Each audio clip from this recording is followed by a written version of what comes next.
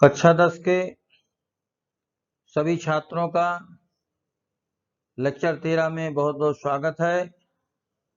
भक्त शिरोमणि गोस्वामी तुलसीदास द्वारा रचित धनुष भंग की अगली जो चौपाई और दोहा है उसकी व्याख्या हम आपके सम्मुख प्रस्तुत करने जा रहे हैं।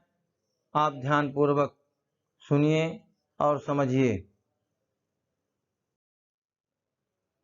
राम बिलो के लोग सब चित्र लिखे से देख, चितई सीय कृपाए तन जानी बिगल विशेख। श्री राम जी ने गोस्वामी तुलसीदास जी कह रहे हैं इस दोहे के माध्यम से कि सभा में उपस्थित सभी लोगों को श्री राम जी किस प्रकार से देख रहे हैं।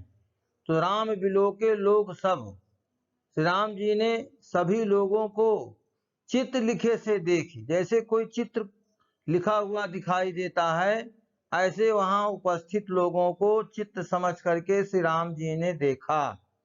तत्पश्चात चितय सीय कृपायन जानी बिकल विशेख।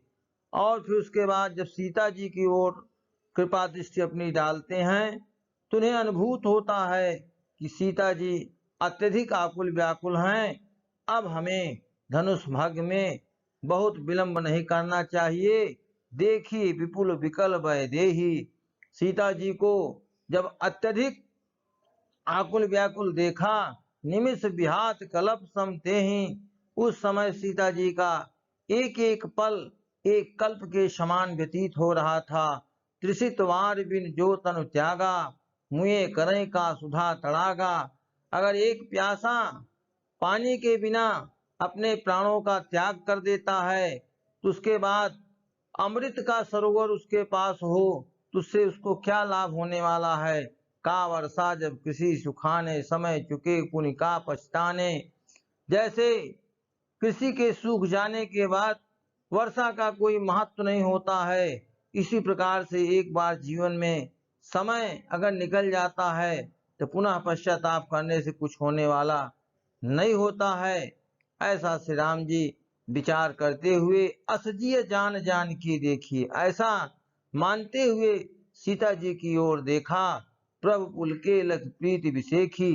और प्रभु जब सीता जी के विशेष प्रेम को देखते हैं तो आप पुलकित हो जाते हैं।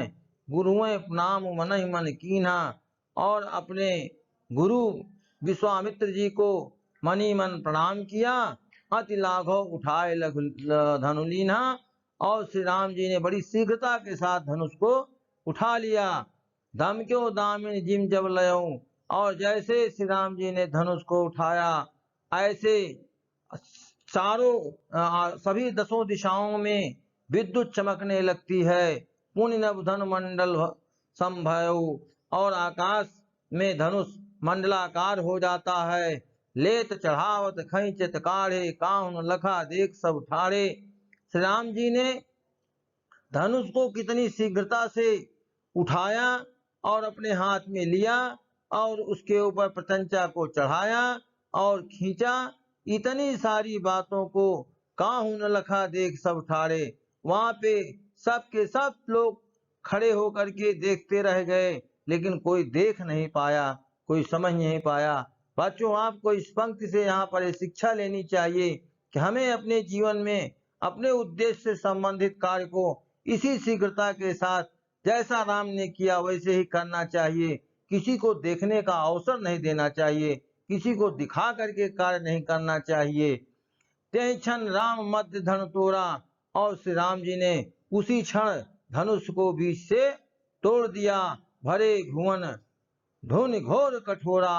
और त्रिभुवन में घोर गर्जना होने लगती है। भरे भुवन घोर कठोर रो राज तज मारग चले। जब त्रिभुवन में घोर कठोर शब्द होने लगता है, ध्वनि होने लगती है, तो सूर्य के जो घोड़े हैं वह उस ध्वनि को सुन करके अपने मार्ग से हट करके चलने लगते हैं। चिक्कार रहे दिग्गज। और दिग्गज जो है चिघाड़ने लगते हैं। डोल मही। और सर्प जो है वह जो है डोलने लगता है। अहि कोल कूरुम। और कोल 12 वह भी कलमलाने लगता है, जो धरती को अपने ऊपर धारण किए रहते हैं, ये सब के सब विचलित हो जाते हैं।